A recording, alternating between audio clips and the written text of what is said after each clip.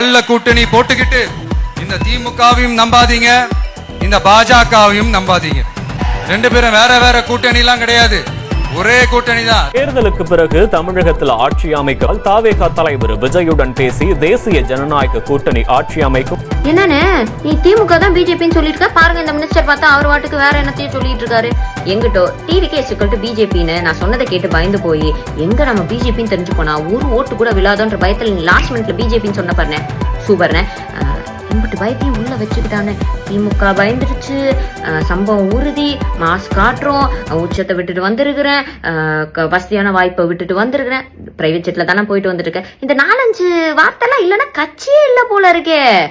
But இதெல்லாம் ஒரு side இருந்தாலும் மக்களுக்கு ஒரு அன்பான வேண்டுகோள், முக்கியமா பெண்களுக்கும் குழந்தைகளுக்கும், உங்களுக்கு விஜய் என்னன்னா பார்க்கணும் வைக்கணும்னா திரும்பி கூட சுறா படத்தை டிவியில போட்டு பாத்துக்கோங்க.